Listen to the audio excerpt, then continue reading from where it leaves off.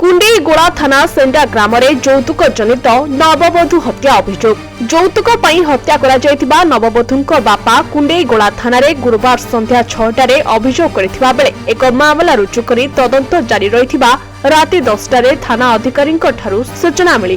घटना मृत महिला स्वामी थाना अटक अछंती। अनुगुल जिला जरपड़ा थाना जरडा ग्रामर क्षीरोद कुमार साहू झील रोजालिन साहू 2024 मे 9 तारिख सेंडा ग्रामर शिव नारायण साहू पुओ घनश्याम साहू को हिंदू रीतिनीति अनुଯାयी विवाह करथिले। विवाह समय घनश्याम को जीवा आसिबा बाबदरे 20,000 टंका सुना अलंकार एवं अन्य सामग्री यौतुक बाबदरे प्रदान करथिले। मात्र एतिकरे घनश्याम को परिवार संतुष्ट न होई अधिक यौतुक आनिबा पई दाबी करथिले। एपरिकी विवाहर किछि दिन परे रोजालिन को उपरे यौतुक जनित निर्यातना देबारु से बाप घर को पळाई आसिथिले। बुझासुझा करिबा परे रोजालिन पुणी थरे स्वामी को पाखरे आसी रहउथबा बेले तांकु हत्या करा जायथिबा अभियोग होईछि। रोजालिन को गुरुतर अवस्था अनुगुल जिला छेंडीपदा डाक्तरखाना भर्ती करा जायथिबा बेले डाक्तर मृत घोषणा करथिले। तेबे रोजालिन को बेक एवं हाथ में आघात लागिथिबारु तांकु हत्या करा जायथिबा नै अनुमान करा जाउछि। तेबे रोजालिन को बापा क्षीरोद को अभियोग अनुଯାयी रोजालिन को स्वामी घनश्याम एवं परिवार अन्य सदस्यों विरोध में पुलिस एक मामला रुजु करी तदंत आरंभ करिछि।